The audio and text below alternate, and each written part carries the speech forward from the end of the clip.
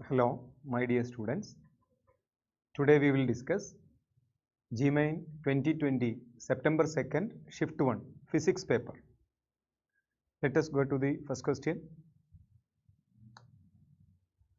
The first question is, consider 4 conducting materials of copper, tungsten, mercury and aluminium with resistivities rho C, rho T, rho M and rho A respectively. Then which of these following is correct regarding the values of resistivities? As everyone knows, resistivity depends on temperature. They have not mentioned about the temperatures. Anyway, for comparison of resistivity of each of the 4 substances, we need to fix the temperature.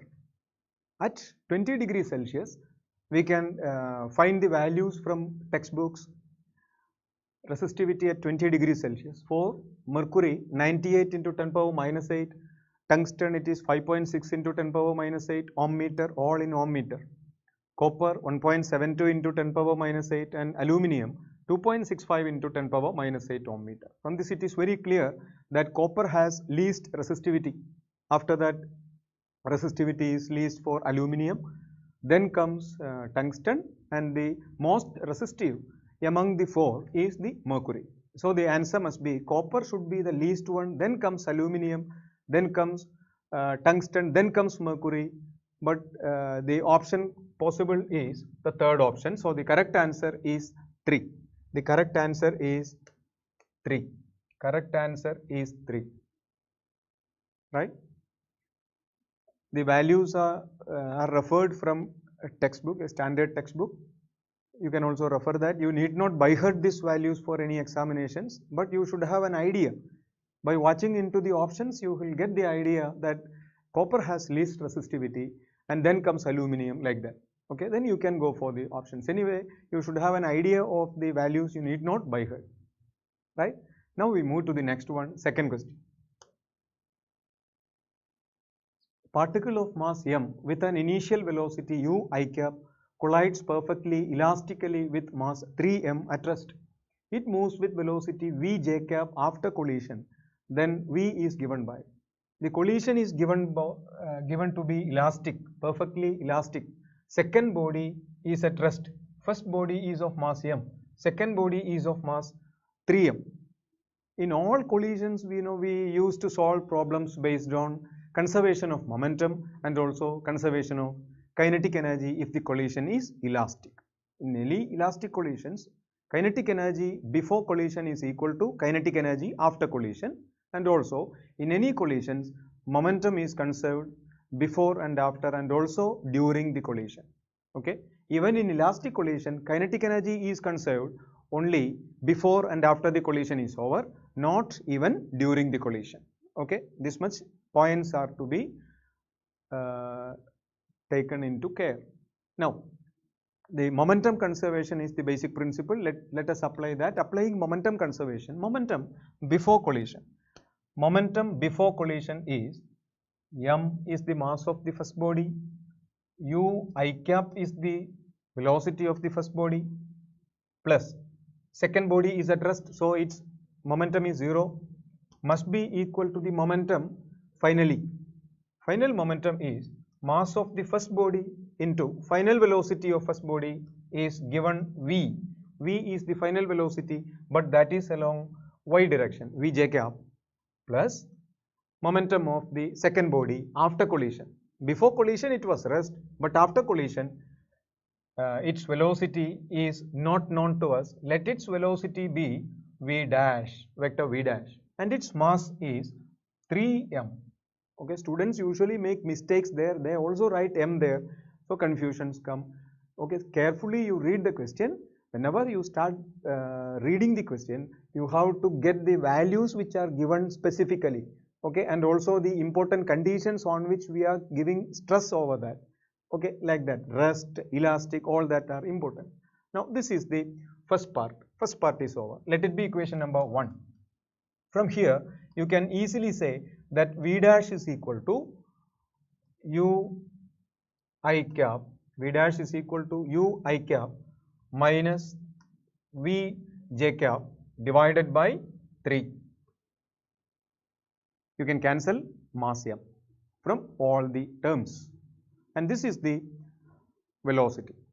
Okay, what is the magnitude of this velocity? That means what is its speed? That is root of u square plus v square divided by 9. What is the square of this one? What is v dash square?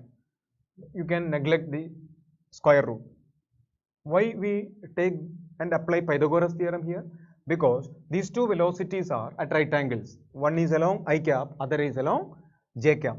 Angle between these two terms is 90 degree. So for getting vector addition, we have to use this, that is u square plus v square divided by 3. Okay, so we got v dash square is equal to u square plus v square by 3. Now let us move to the kinetic energy conservation. As the collision is elastic, the kinetic energy is conserved before and after. So before collision, the kinetic energy is half m u square. While dealing with kinetic energy, you can omit vector symbol. So you need not use the unit vectors. Plus 0 is equal to half into m into v square plus half into mass is 3m. Second body has a mass 3m into v dash square. And here this v dash square value we know. What is v dash square? That we know v dash square is clear here. V dash square. V dash square is u square plus v square by 3. You can just substitute and cancel mass from all the 3 terms, and also you can cancel the fraction half. That is u square is equal to v square plus 3 times, this is not 3, this is 9, okay, 3 times u square plus v square divided by 9. Okay, from this you can write u square is equal to v square plus u square plus v square divided by 3. From this you can say 3u square minus 3v square equal to u square plus v square. That is 2u square is equal to 4v square. That is v is equal to u divided by root 2. So the velocity v is equal to u by root 2. So velocity v is equal to u divided by root 2. So our answer is v is equal to u by root 2. Answer is the third option. It's a very important one and very simple one, but the theoretical part is very important. Two basic concepts we are using here: conservation of momentum and conservation of kinetic energy. I have told everything in detail. Okay, here it is square, that is why it is 9. Then the next one is the third one. Third one is a charged particle of mass m. Question is asked from electrostatics. And charge q moves along x-axis, figure is there, with velocity v0. When it passes through the origin, it enters a region having uniform electric field. The uniform electric field is directed along negative y-axis and its magnitude is given E, which extends up to x equal to d. So the electric field has a width between x equal to 0 and x equal to d. Now the equation of path of the electron in the region x greater than d is, it's very important. You can easily get into the answer looking the options. How the path of the electron after x greater than d is, that is asked. The particle which is electron, it is given electron, but before it was not given electron. Anyway, that particle is electron. At the beginning of this question, the particle mentioned is turning out to be an electron in the last section. Anyway, let it be an electron. An electron is accelerated at constant rate, we know, against the electric field. Here electric field is along downward direction. It is also shown in the picture that electric field is in downward direction. Electric field is minus E j cap, that means electric field is in downward direction. This picture is board is in xy plane. It is also marked x and y, so minus y should be in the downward direction. So electric field is in the downward direction. When electric field is in the downward direction, the electron will get an electrostatic force in positive y direction. So that electron will be accelerated upward, but already that electron possesses an initial speed before entering this electric field, that is along x-axis. So this electron will acquire an instantaneous speed superimposed by the speed, constant speed along the x-axis. That is why that electron will describe a parabolic path within the electric field region. So what should be the path of the electron? The path of the electron should be like this. So the path of the electron in this uniform electric field, when it is entering perpendicular to it, initially path looks like this. At the end, what happens at x equal to d? What happens here? X equal to d, here x equal to 0, and this is the origin. O represents the origin.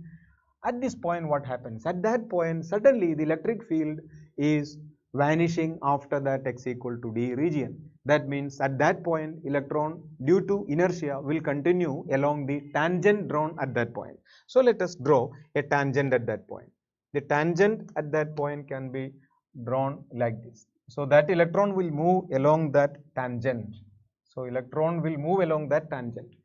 That means the path of electron after x equal to d, that means when x is greater than d, the path of electron must be a straight line. So the path of electron is a straight line. So the equation of the trajectory after x is equal to d must be the equation of a straight line. The equation of that straight line should not pass through the origin, because the origin is here. It should pass through some other point and it should have a positive y-intercept. So the equation is not the equation of a straight line passing through origin, then answer is not second and third one. Also the y-intercept should be positive. Y-intercept positive means the option 4 must be the one and only one, then answer is fourth one. No need of further any one of the calculations. You can eliminate rest of the options and get into the answer. Otherwise, how do you get it? You can get by using the kinematic equations. Okay, you can get the y-intercept by using kinematic equation. What is the y-intercept? Y-intercept, y equal to half a t square. A is q e by m, where t is the time spent by the charge in the field. What is the time spent by the charge in the field? Time spent by the charge is equal to horizontal displacement divided by horizontal velocity. Horizontal displacement is d. So t is equal to x divided by v0. It must be x divided by v0, x by v0. Then you use half a t square, then you can get into that answer, but it is not required here. Let us move to the next one. Hope that the idea is clear. Fourth one. A bead of mass m stays at point P.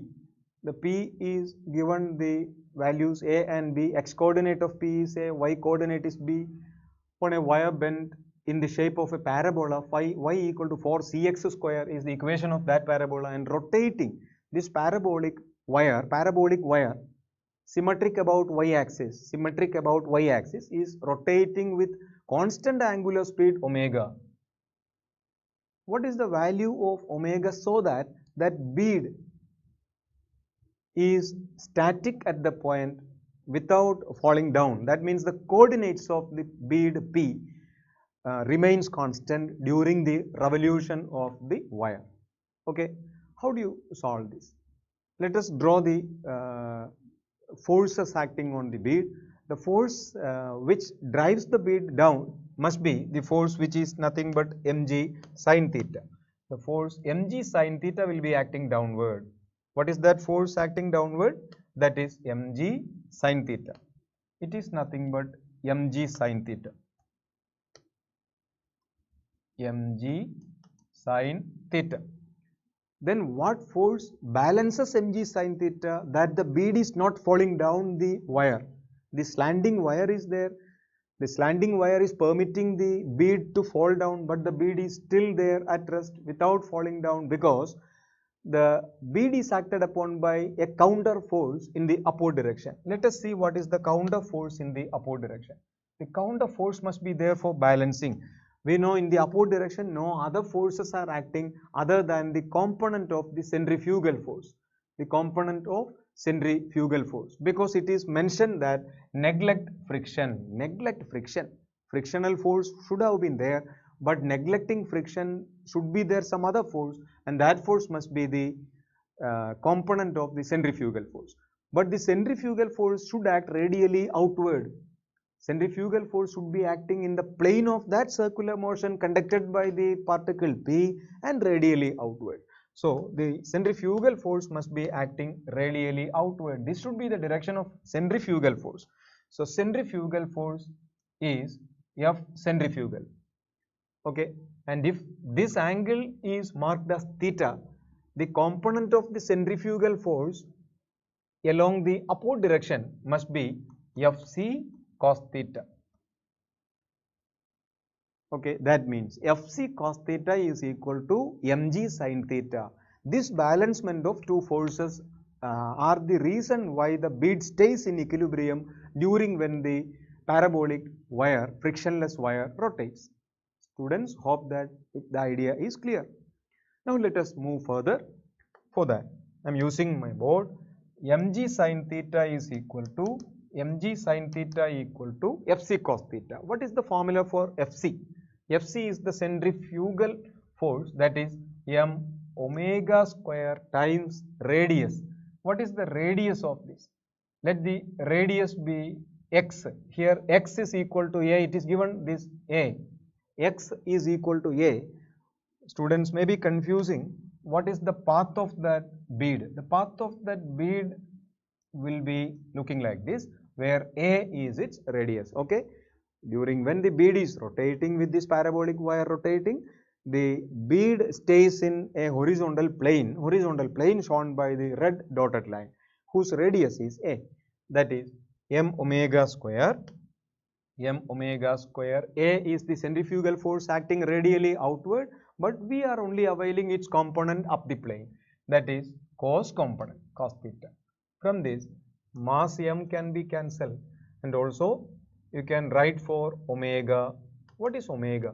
Omega is equal to g tan theta divided by a within square root, and this will be the value of omega. The value of omega is root of g tan theta by a. This is the correct one, but not mentioned in options, because the option carry information regarding some other thing given, that is y equal to 4cx square. Let us write it there. Y equal to 4cx square. From that information, how do you get the value of tan theta? Y is equal to 4cx square is the equation of this trajectory, equation of this parabolic shape of the wire, and by drawing a tangent at the point P, you can get the slope of that, which is nothing but dy by dx, that is tan theta. The slope of the tangent at the point P will give dy by dx, and that will give tan theta. Slope is equal to tan theta, because that straight line has a slope tan theta, that is dy by dx is equal to tan theta. So very interesting one. The turning point is this one. The thought process should be like this only, otherwise you will not be able to get into the answer. After reaching here, you will stuck. Tan theta is equal to 8cx, and at P, what is the value of x? X is equal to a. That implies tan theta value at P is equal to 8ca. Now you substitute, then omega is equal to square root of g by a into tan theta is 8ca, and a cancels, so the answer is root of 8cg. Root of 8cg means answer must be 2 root 2 cg. So the first option itself is the answer. It's a very beautiful one. The similar problems are seen, but this one is new. Anyway, let us move to the next one, question number 5. Question number 5 is about a spherical mirror which is obtained as shown in figure from a hollow glass sphere. Usually that is the way by which we get spherical mirrors. If an object is positioned in front of the mirror, what will be the nature of the magnification of the image of the object? Figure drawn as schematic and not to the scale. As the figure is mentioned here, from this picture you can easily note what is the radius of curvature. Radius of curvature must be the distance from center to the periphery, and this distance must be it's very clear, this distance must be 8, because the diameter is itself 16. Diameter is 16, then half that must be 8. So the radius of curvature is 8 centimeter and object is placed beyond the center of curvature. Center of curvature as per this figure is located at 8. That means the object is placed beyond center of curvature. Whenever an object is placed beyond center of curvature for a spherical mirror, we know for a concave mirror, it is a concave mirror. For a concave mirror, when object is placed beyond concave mirror, object placed beyond center of curvature. What are the image characteristics? No need of wasting time. You can also simply refer into the text. Okay, if you do not know, you may have forgotten that. Now, beyond center of curvature, that means the image will be real. Image will be inverted. Real and inverted. Okay, as the object is beyond center of curvature, the image will be diminished. And when the size of the image begins to be greater than that of object, when the real object is within center of curvature. When the real object is placed at the center of curvature, the image should have same size. But here it is beyond, then size of image is less. When the real object is placed within the center of curvature, the image is enlarged. Okay, then the answer must be satisfying this. That means inverted, real and unmagnified. Inverted, real and unmagnified. But NTA has given answer key inverted, real and magnified. Okay, we are giving answer key inverted, real and unmagnified because it was a very simple question. They may have made some mistakes there. NTA answer is 4. Our answer is 2. Okay, let us move to the next one. Question number 6. It's a very conventional and old-fashioned question. The same one, I think it is asked before.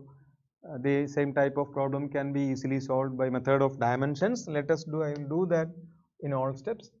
Young's modulus is to be determined in terms of new fundamental parameters, which are force, area and velocity.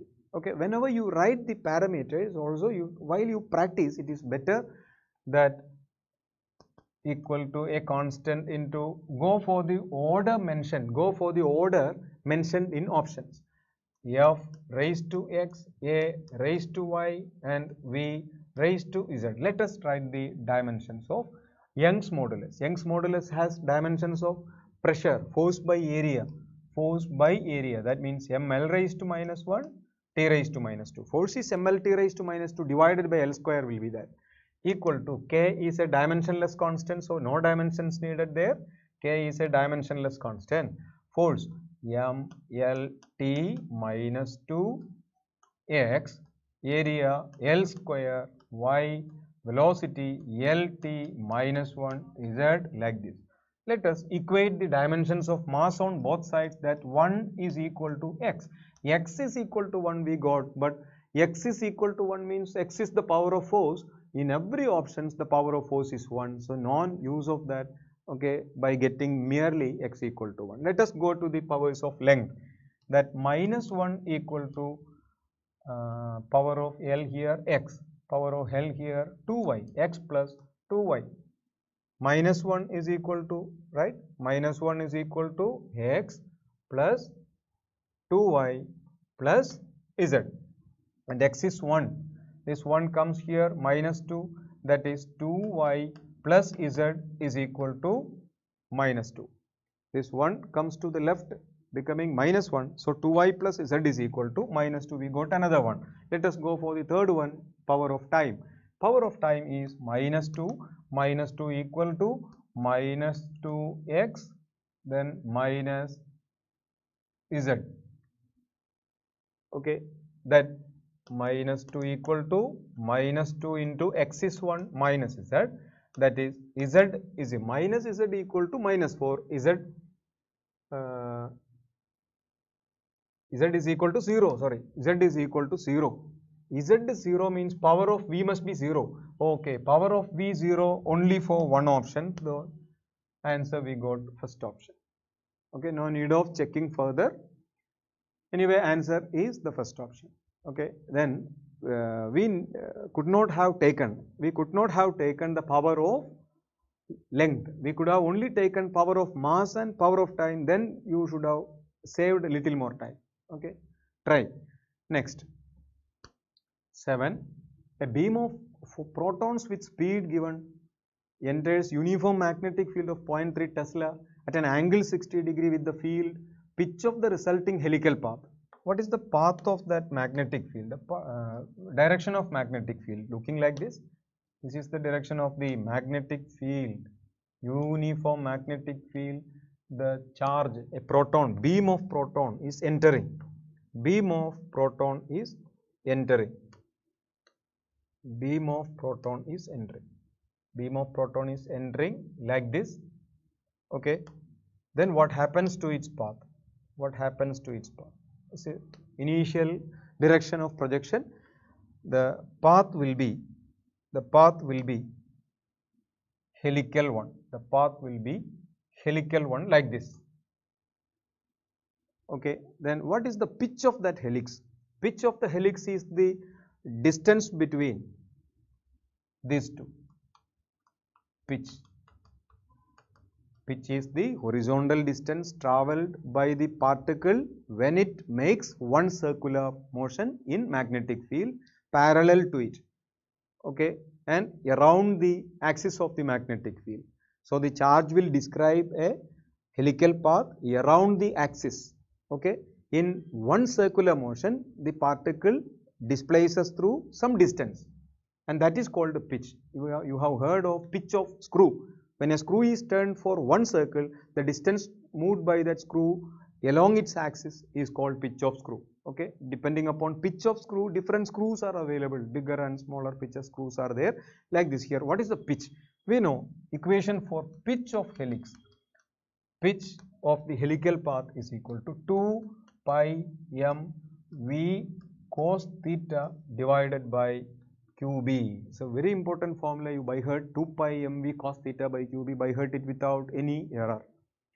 Now you substitute 2 into 3.14 into m is the mass given, 1.6 into 10 power minus 27, velocity is given 4 into 10 power 5 cos theta, angle theta is given 60 degree cos 60 is 1 by 2 divided by charge is 1.6 into 10 power minus 19 and magnetic field is 0.3.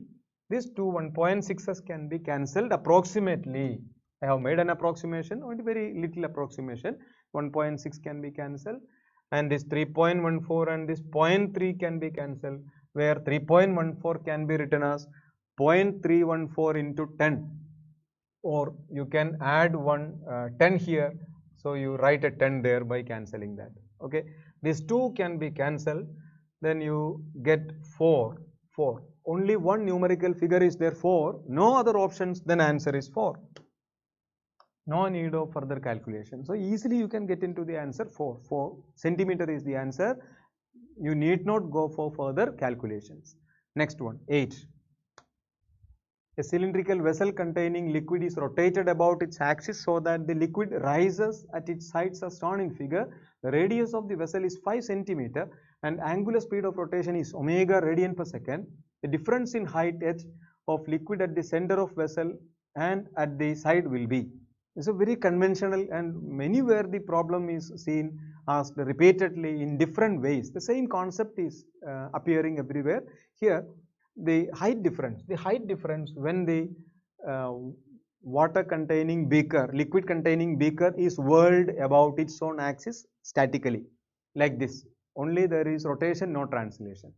Okay, when it is done due to the centrifuging effect, the liquid flows from middle to the sides so that it whirls in a particular fashion as shown in the figure.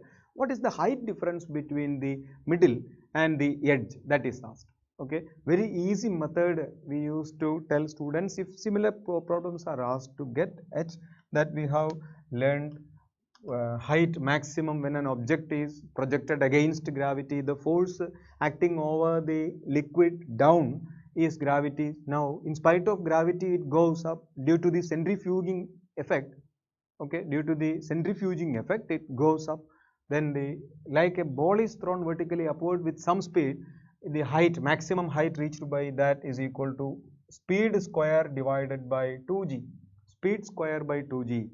Speed here is the speed with which it is rotating, speed, the instantaneous speed, tangential speed with which it is rotating, that speed in this uniform motion, uniform circular motion with angular velocity omega is constant, that is why. Then the speed v is equal to radius times omega, v equal to r omega, that means speed square means r square omega square.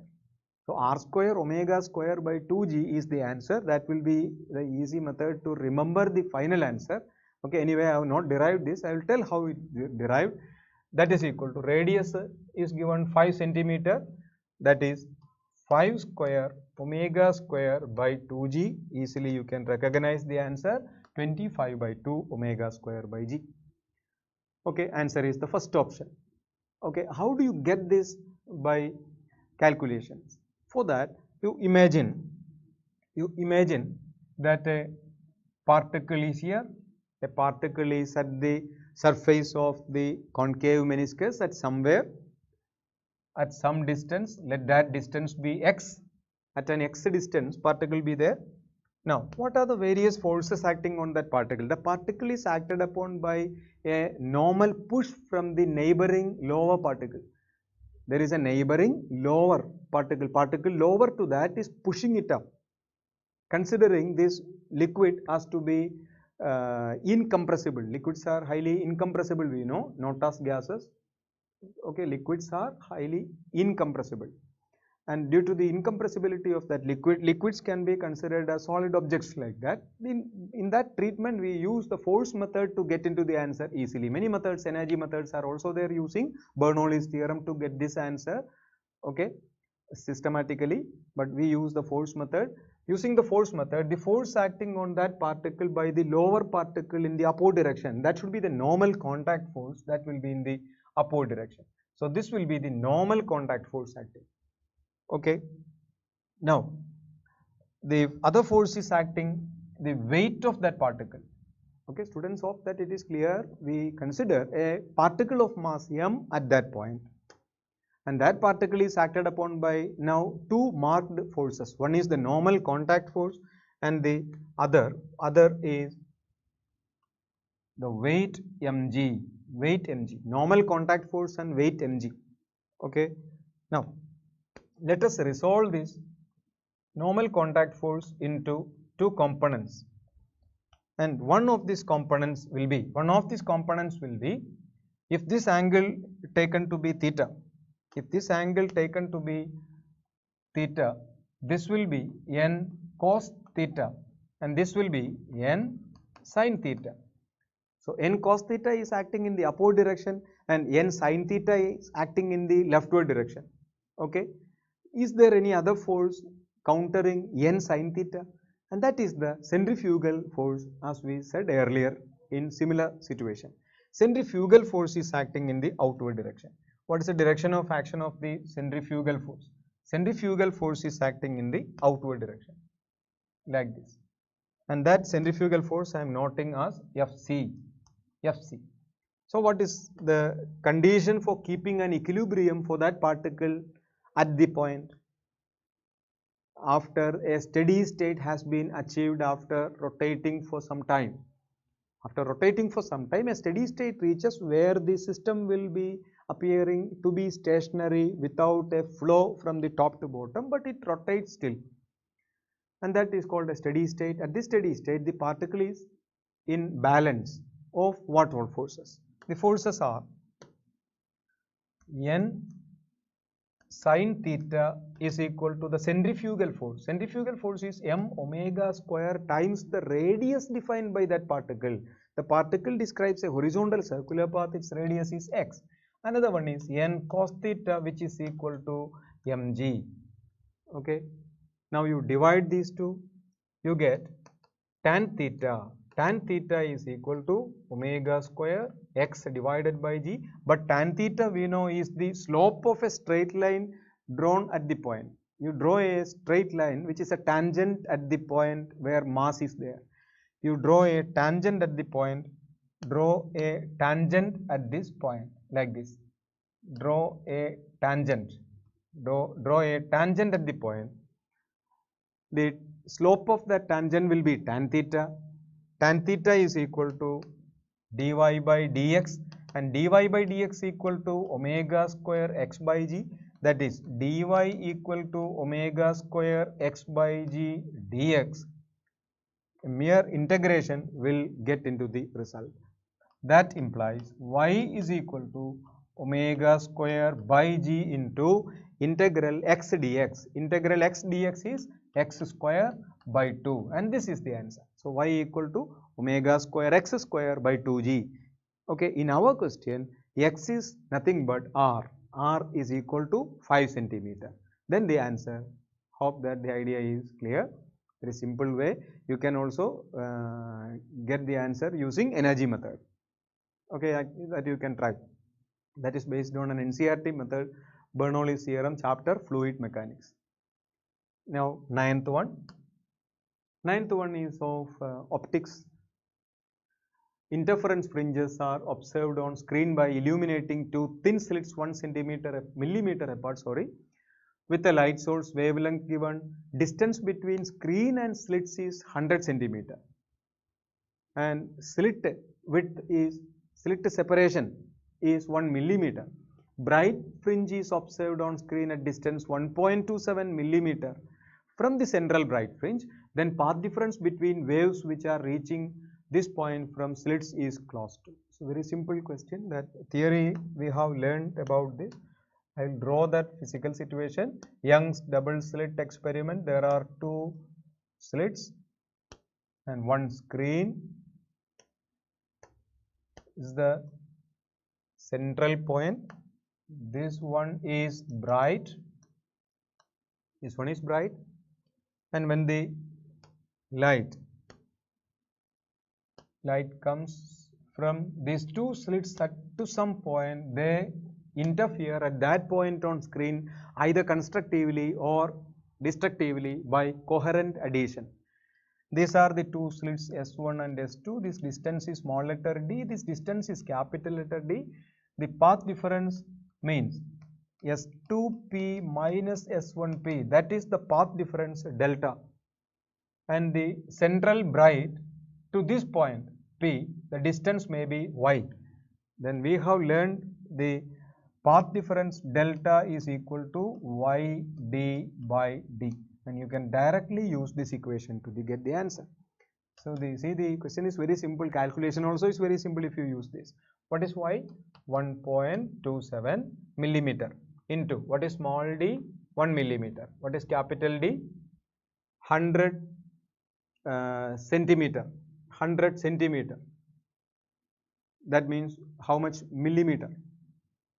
To convert 100 centimeter is millimeter, that is answer will be 1.27 micrometer.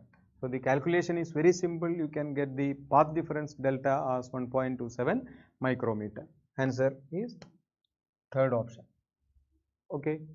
Calculation is also very simple. This is based on Young's double slit experiment. Distance from central bright to the point P is y. What is point P? Bright or dark? A bright fringe. It is also given a bright fringe. So this also is a bright fringe. Bright. P also is a bright. Whatever this distance y, central bright to nth bright, you can use this path difference delta is equal to yd by. Now the next one is question number 10. The two identical strings x and z made of same material have tensions Tx and Tz in them. Fundamental frequencies are 450 Hz and 300 Hz respectively. Ratio Tx by T. Another simple one from waves first year topic. Okay, you know the frequency, fundamental frequency nu1 is equal to 1 by 2 L root of T by mu. I'll explain the terms. L is the length of the stretched string, mu is the linear density, T is the tension of the stretched string, nu1 is the fundamental frequency or first harmonic. The frequency nu is found to be proportional to T, that is T proportional to nu square, then Tx by Tz is equal to nu x is 450, nu z is 300 square, that you get 0 cancel, 3 15s are 45, 2 square, that is 9 by 4. Answer is 9 by 4. 9 by 4 means 2.25. Then our answer is 2.25, fourth option. Let us move to the next one. Hope that this idea is clear. Question is from waves. Next one, 11. The least count of main scale of vernier calipers. Okay, these type of questions are rarely asked these days for examinations, but today we got this one. Vernier caliper divided into 10 divisions coinciding with 9 divisions of main scale. 10 vernier scales coinciding with 9 main scale means least count is 1 millimeter.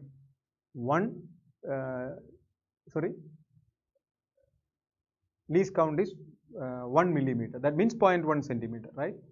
When the jaws are touching each other, the 7th division of vernier scale coincides with a particular division of main scale, and 0 of vernier scale is lying to the right of the 0 of main scale. 0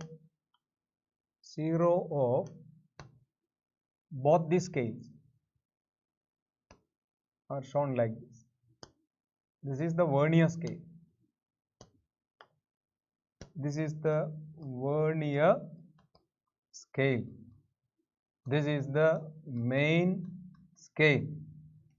0 of the vernier scale lies to the right of 0 of main scale. That means the error is positive.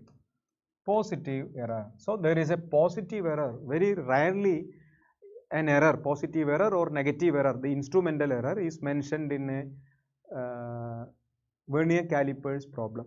But here it is mentioned positive error is there. If error is positive, finally you have to subtract that error. Okay.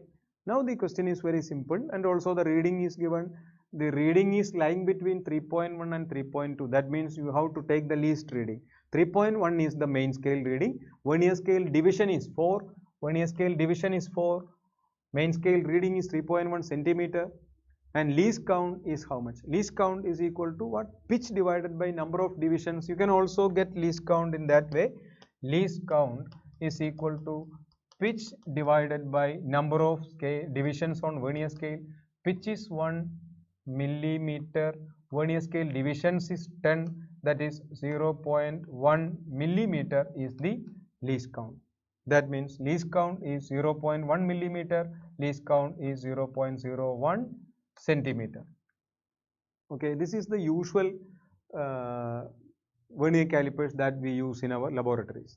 Now, the final answer means main scale reading plus vernier scale reading means MSR plus VSR into LC.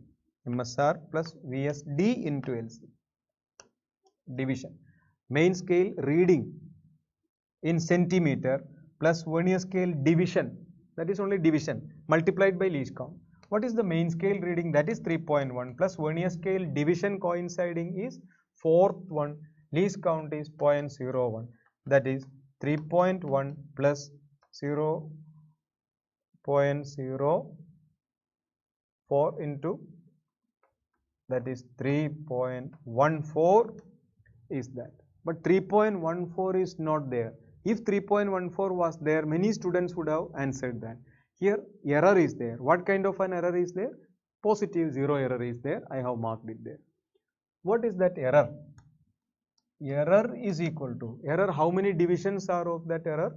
Error will be of given 7th division. So 7th division coincides with 7th division of the vernier scale coincides with any of the main scale divisions. So error is 7. 7 is the number of divisions you multiply by least count. Least count is 0.01 centimeter, that is 0.07 centimeter. Then this error, as it is positive error, we have to subtract.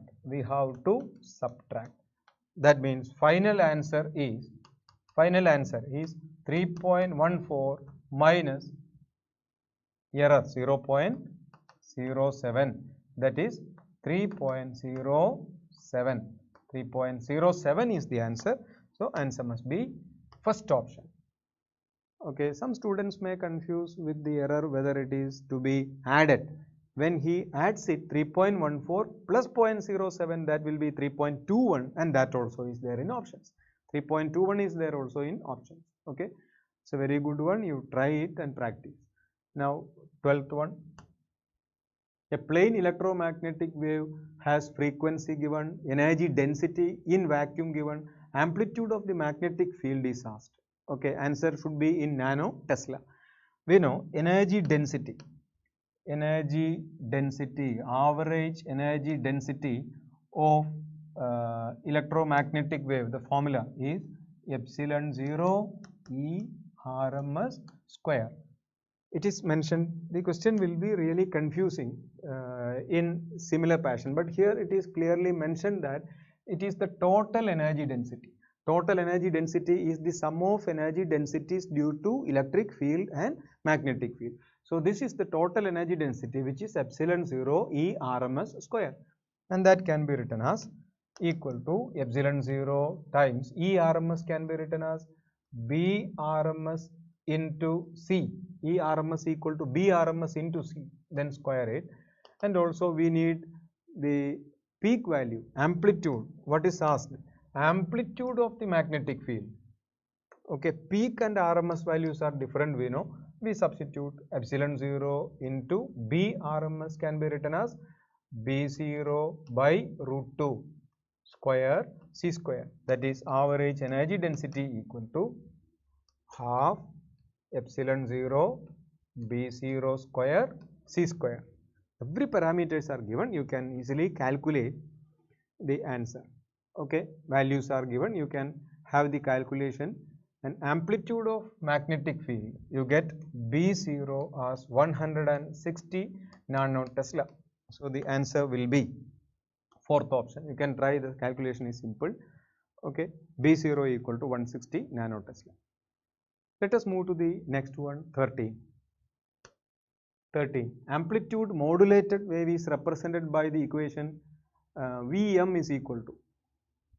Equation is given, Vm is equal to 5 into 1 plus 0.6 cos omega t sin 211 into 10 power 4 t volts given.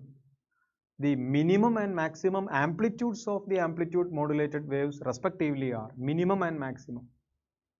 Okay, let us write the equation for an amplitude modulated wave, and that is comparing with this equation. Okay, comparing with this equation. This is an equation, so let us compare and what we have learned in the textbook. Okay, let us compare. That is AC into 1 plus mu cos omega mt sin omega ct, and this is the standard equation where mu is the modulation index. Mu is equal to AM divided by AC, where AM is the amplitude of the signal and AC is the amplitude of the carrier. Here mu is given as 0.6. Okay, and AC is given as, what is AC? Compare. AC is there in place of 5. That means AC is equal to 5. Therefore, what is AM? What is the amplitude of the modulating signal voltage? That means signal voltage. Baseband signal means signal AM. AM is the amplitude of the signal. AM is equal to mu times AC. From this equation, AM is equal to mu times AC. Mu times AC is 0.6 times 5, that is equal to 3 volt. So, yes, AM is 3 volt and AC is 5 volt, then maximum will be AM plus AC. AM plus AC is maximum, that is 8, and AC minus AM will be the minimum, that is 2. So answer must be 8 volt and 2 volt. Let us see 8 volt and 2 volt, maximum 8 and minimum 2, but no option. So let us go for the close option, third one. 8 volt and 2.5 volt is there, and that is the NTA key. Okay, NTA key is also the third one. This is the way by which they may have got, but by mistake only that 5/2 volt may have come. Anyway, answer is 3. 14, next one.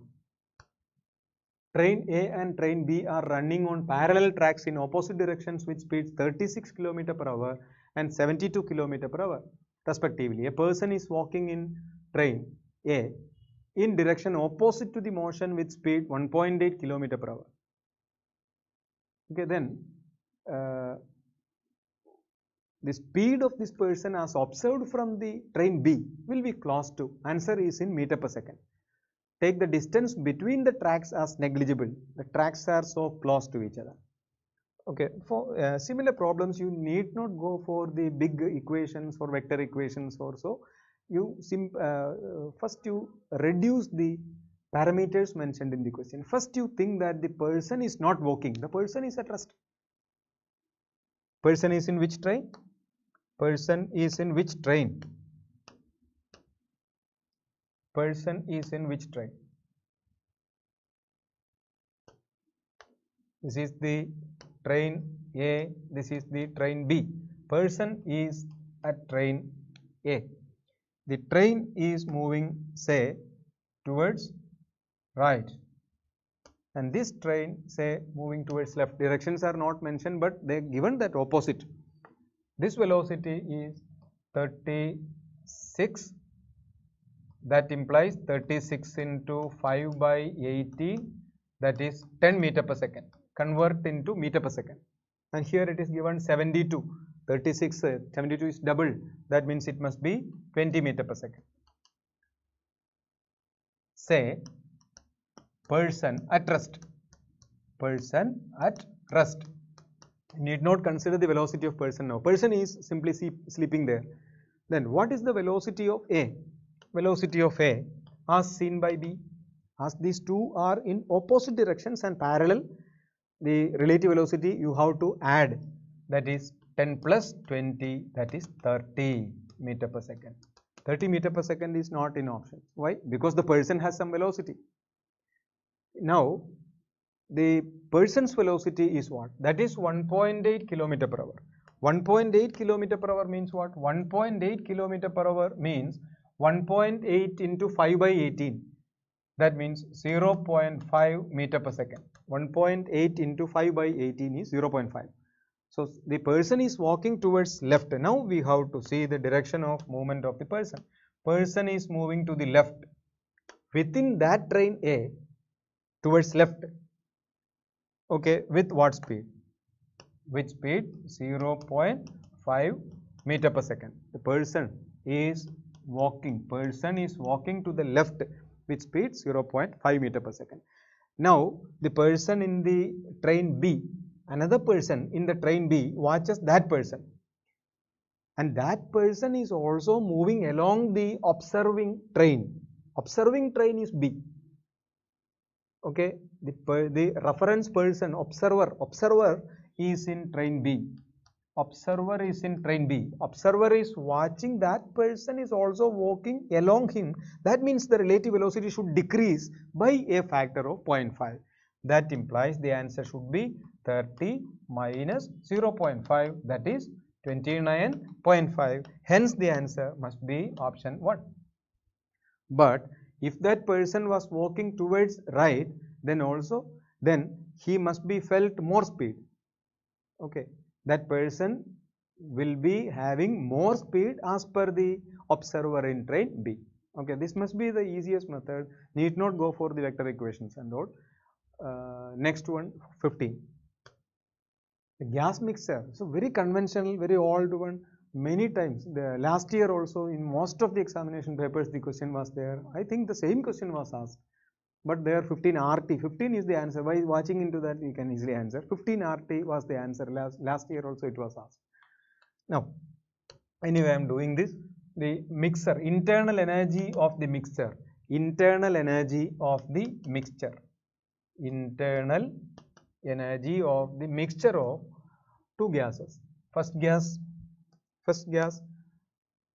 3 moles of diatomic, second gas 5 moles of monatomic, mixed.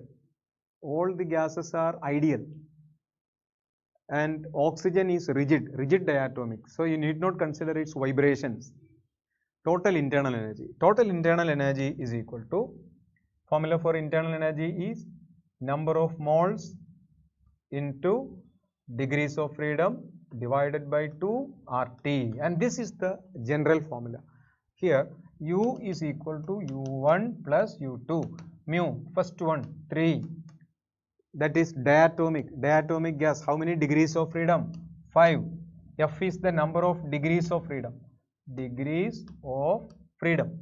number of degrees of freedom. Diatomic oxygen, rigid diatomic rotator, has 3 translation and 2 rotation. So 3 plus 2, 5. Oxygen has 3 translation and 2 rotation. So 3 plus 2, 5. This 5. Now divided by 2 RT plus, what is U2? Second one is argon, monatomic. How many moles are there? 5 moles are there. But that is monatomic. How many degrees of freedom? Only 3. Monatomic gas degrees of freedom 3. Only 3 translations. That is into 3 by 2 RT. And this will be 15 by 2 plus 15 by 2, that is 30 by 2, that is 15 RT. So our answer is second option. Okay, no need of spending time there. 60. In a reactor, it's nuclear physics, 2 kg of uranium-235-92 fuel is fully used up in 30 days. The energy released per fission is 200 MeV. Given that the Avogadro number and electron volt joule relation, what is the power output? Power is the rate of energy. So what is the energy released? If one fission of one uranium-235 atom occurs, 200 mega electron volt of energy releases. Listen, if one fission only occurs, the energy released is 200 mega electron volt. But over that 30 days, so many number of fission reactions may have occurred. So the task is to find out the number of fission reactions occurred. How many number of fission reactions occurred? That will depend the number of uranium-235 atoms. So this is our task, to find out the number of uranium-235 atoms in 2 kg. That we need to know the Avogadro hypothesis. Using Avogadro hypothesis, we know that in 235 gram, there are 6 into 10 power, not writing this fraction, I am not writing that fraction, you write that 6 into 10 power 23 per mole. There it is written per kilomole. Usually we used to write per mole. Per kilomole it is 10 power 26. That everybody knows, that need not be given. So 235 gram means this much. Okay, that means 1 gram means how much? 6 by 235 into 10 power 23. Okay, then 1 gram means 10 power minus 3 kilogram. That means in 1 kilogram, how much? 6 by 235 into 10 power 26. In 1 kilogram, 1 gram only that much. In 1 kilogram, that will be 1000 times. Okay, then in 2 kilogram, that is 12 by 235 into 10 power 26. So this many number of fission reactions have undergone. So how many fission has undergone? How many atoms are there? How many uranium-235 atoms are there? This many. That many number of fissions have undergone.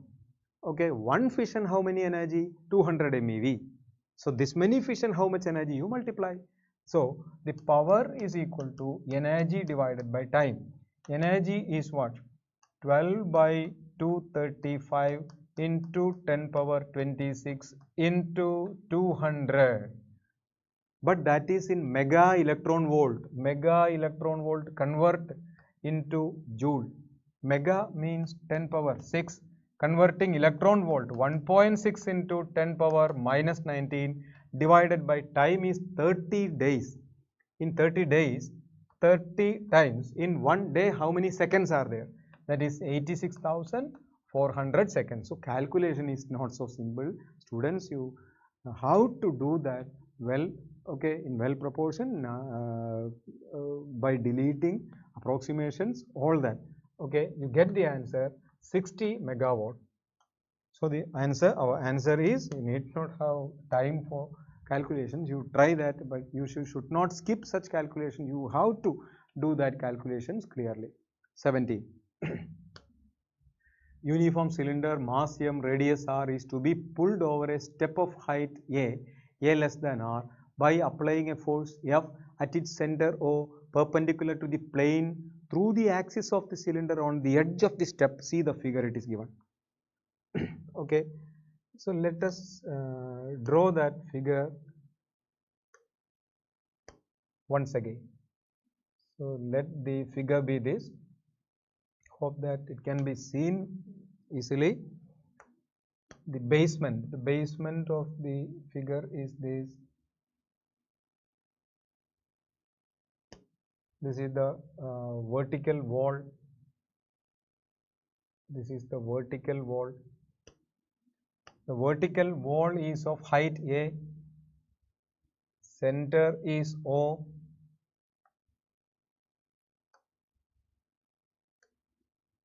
Now this line is mentioned here, and that force, the mentioned force, the force must be like this. That is the force. The force is perpendicular to that line. This angle must be 90 degree. And of course, this is the radius. Radius means R, capital R. But this much is only A. So there is a small difference between that two. Okay. So this total length is R.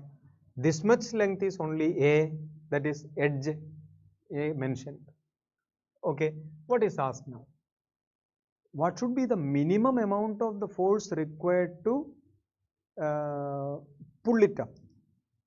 The concept is rotation from rotational dynamics regarding rotational equilibrium. Okay, for minimum force, the rotational equilibrium equation is needed. For making it up, for bringing it up, the torque produced by this force about this point P must be greater than the gravitational torque about the same point. That is the principle. The torque applied by the force F about P, about the ridge, P is the ridge, about the ridge must be greater than the gravitational torque. The gravitational force is acting downward. So this is the direction of gravitational force. That is mg. Mg is acting down. Okay. Then what is this distance? That is the radius. About the point P. Let us write what is the torque provided by this force. Torque provided by F must be greater than or at least equal to torque provided by gravity. This is the way. Torque provided by the force is F into R. That must be greater than or equal to torque provided by mg. Mg into perpendicular distance from the point P must be this length. Okay. What is that length? That length is the adjacent side of a right angle triangle where angle is theta. Okay, let this angle be theta. Then what will be this one? That is r cos theta. So mg into r cos theta. What is r cos theta? This side, this base is r cos theta. So mg r cos theta is that torque. Okay, now r cancels there. F minimum is equal to F minimum. We have an equation there, that is mg into cos theta. What is cos theta? From this figure, cos theta can be written. Cos theta is equal to adjacent divided by hypotenuse. But the answer should be expressed as it is mentioned in option. That is the trouble. What is this one? This total length is r, this much is a, so this part is r minus a, is the opposite side. Okay, then what is the adjacent side? Then adjacent side should be, the length of r cos theta should be r cos theta, the length should be root of r square minus r minus a the whole square. Okay, and that will be the adjacent side. So cos theta is equal to adjacent divided by hypotenuse, that is square root of r square minus r minus a the whole square divided by hypotenuse is r. Okay, then the answer, what is the possible answer there? Then answer is there, you substitute for cos theta, mg into cos theta. What is that answer? Mg into this 1 minus this r can be taken inside the root becoming r square, then 1 minus r minus a whole square by r whole, that's all. Then the answer must be the third option. It's very clear, third option. Hope that it is clear. Mg into cos theta, you substitute only for that cos theta, then answer is the third option.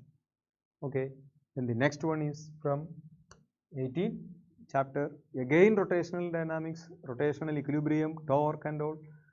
Shown in figure is a rigid uniform 1 meter long rod AB held in position by two strings at two ends.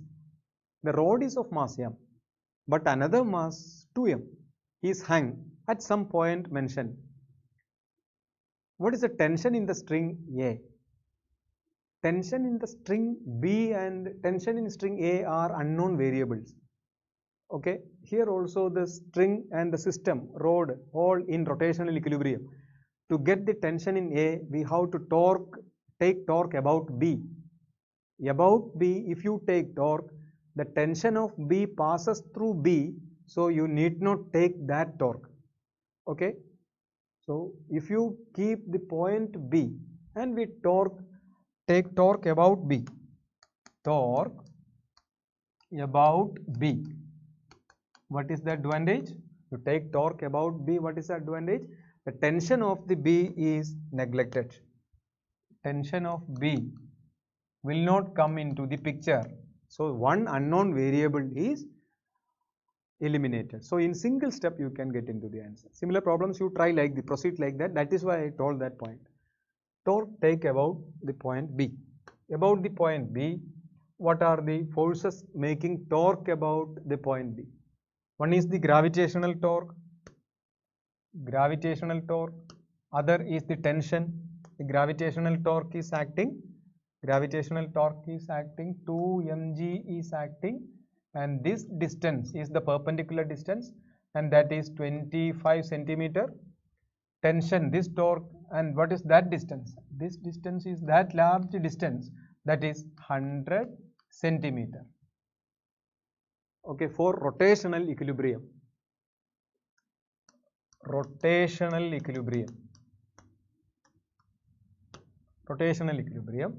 These two torques must be same, that is TA into 100 must be equal to 2 mg into 25.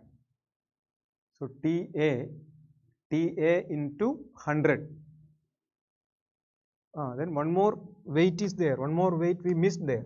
What is that? Weight of this bar, weight of the bar. What is the weight of the bar? Weight of the bar is mg. So that also is to be considered. So where we should add that? To the left side or right side? About the point B, mg and 2 mg are making anti-clockwise torques, and TA makes a clockwise torque. Once again, repeating, about the point B, TA makes a clockwise torque, and also mg and 2mg together makes an anti-clockwise torque. So sum of torques due to mg and 2mg must be balanced with torque of TA. Torque of TA is written here. Now we have to also write torque of mg and also 2mg. What are the torques of mg and 2mg? Torque of mg is mg into distance. What is the perpendicular distance? 50 plus 2mg into, we told it before, 2mg into 25.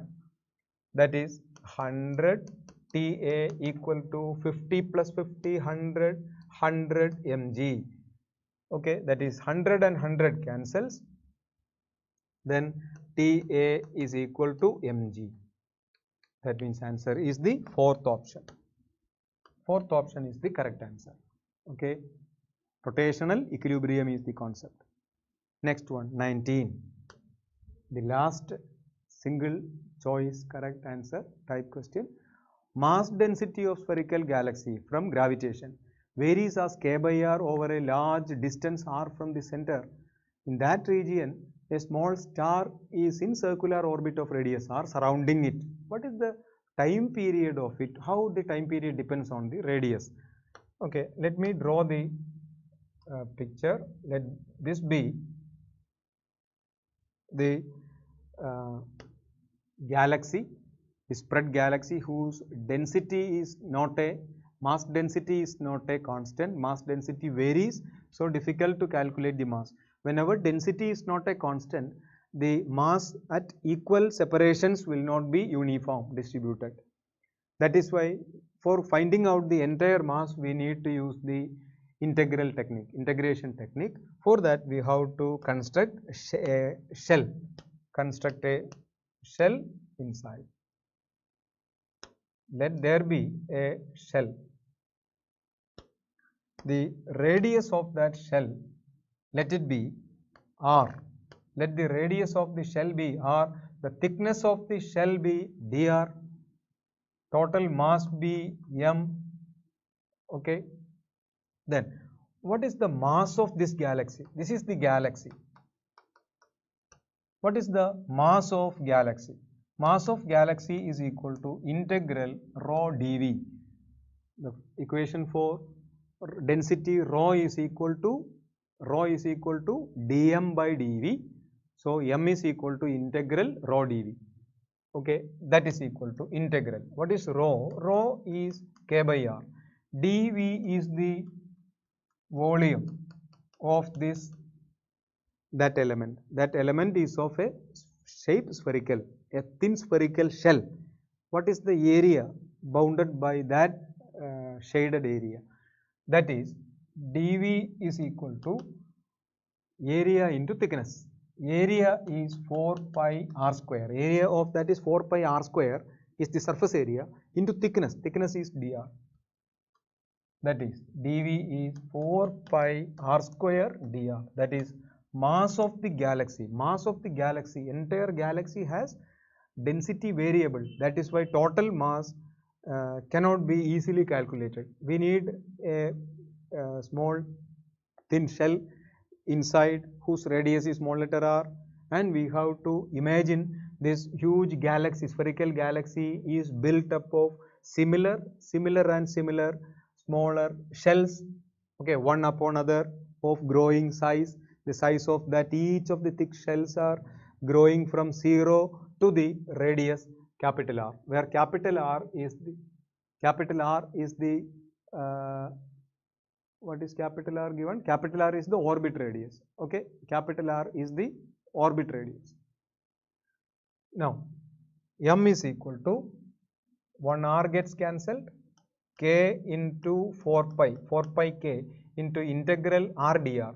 Integral r dr is r square by 2 between the limits 0 and outer radius. Outer radius, let it be written r0. 0 and r0. Okay, r0 is the radius. Now, the small star is in the circular orbit of radius r. So, let us construct a big one here. Here there is the small star. The star is here. Star. And this one is the galaxy. This one is, inner one is the galaxy, Outer one is that star which is revolving surrounding the galaxy in circular orbits. The force required for keeping it in the constant circular radius orbit, the force is called centrifugal force. So the gravitational force is providing the centrifugal force. So the centripetal force is provided by the gravitational force. That means if small letter m is the mass of that star, m omega square times the radius of the orbit is given r, m omega square r is equal to gravitational force. So the outward centrifugal force is counteracted by the gravitational force. One thing we can say like that. Otherwise, the centripetal force is supplied by the gravitational force between galaxy and star. And this is the centrifugal outward force on the star.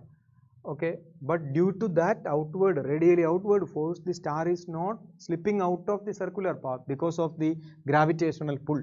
What is the gravitational pull? G capital M small m divided by r square.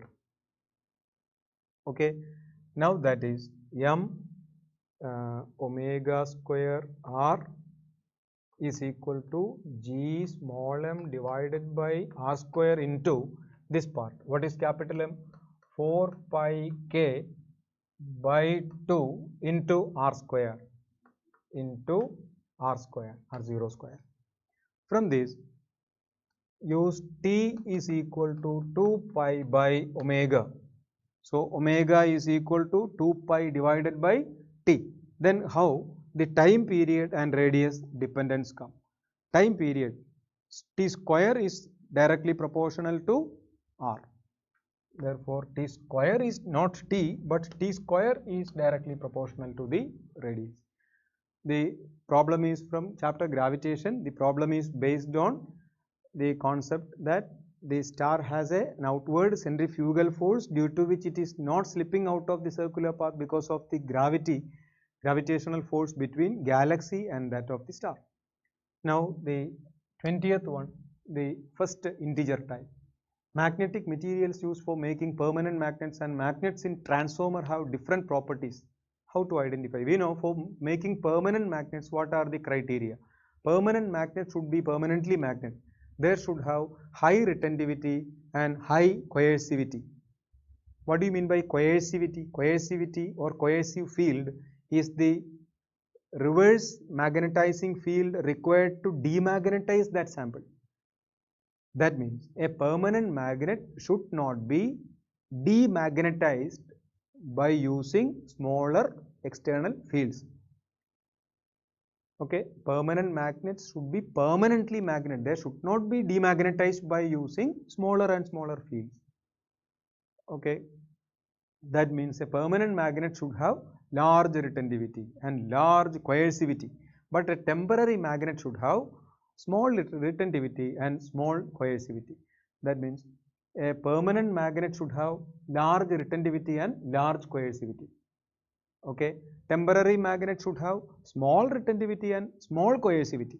Okay, then which is there in options? P means what? P means permanent magnet. So permanent magnet has large retentivity and large coercivity. So the third option, correct answer. Now the 21st one, which is also integer. 21st one is the integer, and it was the 20th one. An engine takes 5 moles of air at 20 degrees Celsius and 1 atm and compresses it adiabatically to 1/10 of the original volume. Process is adiabatic. Adiabatic compression results in heating up. So the temperature increases. Okay, what is the equation of state of the adiabatic process? Equation of state of the adiabatic process is T V raised to gamma minus 1 is a constant. You can use that there.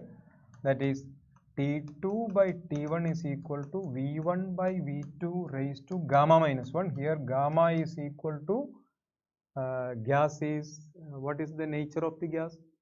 Diatomic. Gas is assumed to be diatomic. It is mentioned here. Diatomic gas. Gamma is 7 by 5. Gamma 7 by 5. That is T2 equal to T1 into T1 is given 20 degrees Celsius. 20 degrees Celsius you convert into Kelvin plus 273, that is 293 multiplied by V1 by V2 will be 10, because V2 equal to V1 by 10, it is given, that is 10 raised to gamma minus 1 is 2 by 5. So T2 equal to this much. 10 raised to 2 by 5 values should be given, but that is not given. We can approximate 10 raised to 2 by 5 is 10 raised to 0.4. 10 raised to 0.5 is root 10, that is nearly 3, slightly more than 3. So 10 raised to 2 by 5 must be close to 3. So let it be 3. So 3 times 293 will be the final temperature. Then the value, change in internal energy. Formula for change in internal energy in any process, mu Cv delta T. Delta T means T2 minus T1. T2 is greater than T1. Okay. That means internal energy has been increased. Mu is the number of moles. Number of moles is 5. Cv. Cv for diatomic gas. Diatomic gas. Cv is equal to diatomic gas. What is the value of Cv? How many degrees of freedom are there? Degrees of freedom 5. So Cv is equal to 5 by 2 R for diatomic. Monatomic gas Cv is 3 by 2 R. Diatomic it is 5 by 2 R. So 5 by 2 R times T2 minus T1. You can find out the value of T2 minus T1. T1 is 293 Kelvin. T2 is this. T2 minus T1 you find out and substitute, you get 46. Answer is nearest integer answer is 46. The next one is 22nd one. A 5 microfarad capacitor is charged fully by 220 volt supply. It is then disconnected from the supply and is connected in series to another uncharged 2.5 microfarad capacitor. Energy change during the redistribution, that means the lost energy. Lost energy in such a case where two capacitors are sharing their energy. We have learned the shortcut equation for that. Let us use that. The lost energy in the form of heat is half C1 C2 by C1 plus C2 into V1 minus V2 the whole square. Here C2 is equal to C1 by 2, right? C1 is 5, C2 is 2.5. Okay, and V2 equal to 0 is connected to another uncharged capacitor. That means uncharged capacitor has no potential. Now delta U is equal to half into C1 and C2. This is, if C1 is 1, C2 is 1 by 2. 1 into 1 by 2 by 1 plus 1 by 2. That is 1 into 1 by 2 is 1 by 2. 1 plus 1 by 2 is 3 by 2. That is 1 by 2 by 3 by 2 is 1 by 3. That is 1 by 3 C1. 1 by 3 C1. C1 is 5 into V1 square. That is 1 by 6 into C1 is 5 into 10 power minus 6 into V1 is 220. Still the calculation is longer. You try this. The answer will be nearly 4 joule. The answer is close to 4.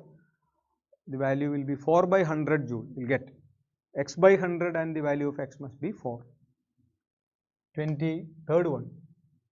The radiation of wavelength lambda used to illuminate metallic surface stopping potential is V. Einstein's photoelectric equation is to be used. Similar one asked last year also. When the same surface illuminated with radiation of wavelength 3 lambda, stopping potential is V by 4. The threshold wavelength is n lambda. What is the value of n?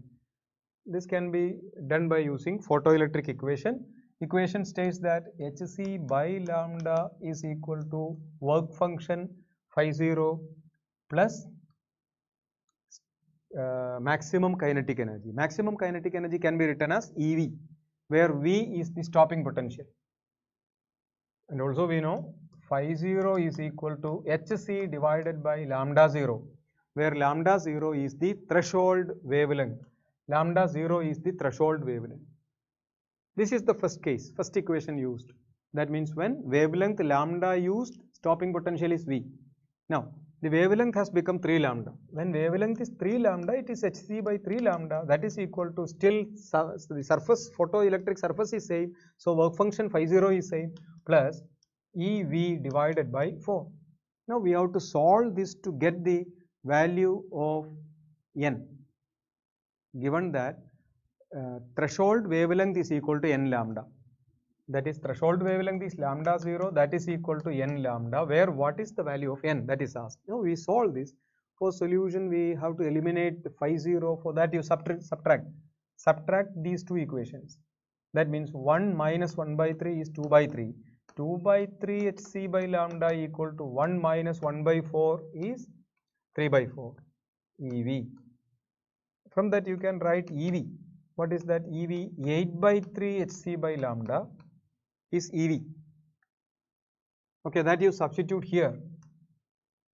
That means hc by lambda is equal to phi 0 plus EV. EV is 8 by 3 hc by lambda. 8 by 3 hc by lambda.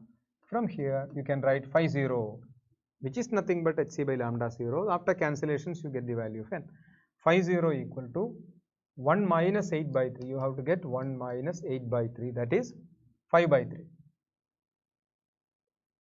5 by 3 hc by lambda equal to phi 0 is hc by lambda 0, right? 1 minus 8 by 3, correct. Then you get the value lambda 0 is equal to n lambda, where you get n as 3. So n is equal to, you get the value n as 3, comparing these equations. So the answer will be n is equal to 3. Next one, 24th one. A circular coil radius 10 centimeter placed in uniform magnetic field. Given value given, plane perpendicular to field initially. It is rotated at constant angular speed about the diameter perpendicular to the magnetic field. Initially the plane of the coil is perpendicular to magnetic field. That means if the coil is like this, the magnetic field is out of the plane of the board. Now the magnetic field is perpendicular to the plane of the coil. Okay. Now it is rotated about this diametrical axis with constant angular speed. That means the coil is rotating about an axis in magnetic field continuously. This is the principle of AC generator. So it looks like an AC generator. The maximum voltage in AC generator we have learned BA omega. BA n omega. N is not given here, so we use BA omega. So BA omega will be the answer. B A omega is 2 pi by T. That is equal to B is 3 into 10 power minus 5 into A. A is pi r square. Area A is equal to pi into r square. That is pi into, what is the radius? Radius is 0.1 meter. That is 10 power minus 2. Pi into 10 power minus 2 into 2 pi divided by T. What is time period? It is given that undergoes half revolution in 0.2 seconds. That is, for full revolution it must be 0.4. For full revolution it must be 0.4. Okay. Then the maximum voltage will be close to 15. You try the answer to get that. 25th and the last one. A small block starts slipping down from point B on an inclined plane AB, which is making an angle theta with the horizontal section. BC is smooth and the remaining section CA is rough with a coefficient of friction mu. It is found that the block comes to rest as it reaches the bottom. BC equal to 2AC, coefficient of friction is given by mu equal to K tan theta. Let the inclined plane is looking like this, and here is that boundary given BC equal to 2AC. So this one will be BC and this one is AC. given that BC equal to 2AC. That means if total length of the inclined plane is L, this will be L by 3 and this will be 2L by 3. Okay, and this lower part, this part L by 3 part is rough, this part is rough, and this part is given smooth, and the block is beginning from here. Okay, initial kinetic energy 0 from rest. Finally, when it reaches here also, its kinetic energy becomes 0. So there is no change in kinetic energy. That means net force has not done any work. The work is only done by frictional forces. Okay, that means the gravity or the work done by non-conservative force, which is frictional force, gravity also does the work, but that is cancelled. Work done by gravity down the plane is equally cancelled by the work done by the frictional force. That means, what is the work done by the gravity here? What is the gravitational force? That is mg. What is the work done by gravity? mgh. H is the vertical height. Vertical height must be the value L sin theta if this angle is theta. If this angle is theta, this opposite side will be L sin theta because the hypotenuse is L. That is mg L sin theta is the work done by gravity. That is completely expended as work done by friction. Work done by friction is equal to frictional force into displacement. Frictional force into displacement of the rough portion. Frictional force is mu mg cos theta. Everybody knows that. So this is the simplest method. Work done by gravity is equal to work done by friction. This problem was asked last year also. Mu mg cos theta into displacement of the rough portion. What is the displacement of the rough portion alone? That is L by 3. You cancel mg from both sides and you cancel L also from both sides. That means sin theta by cos theta, that is tan theta, that is equal to mu divided by 3. So mu is equal to 3 tan theta. Mu equal to 3 tan theta, mu equal to k tan theta, it is mentioned. See, mu equal to k tan theta, it is mentioned. So the value of k must be 3. So our answer is 3. With that, we have finished all the 25 questions. We will be back with the rest of the papers in 2020, all subjects. Okay, till then, thank you. Goodbye.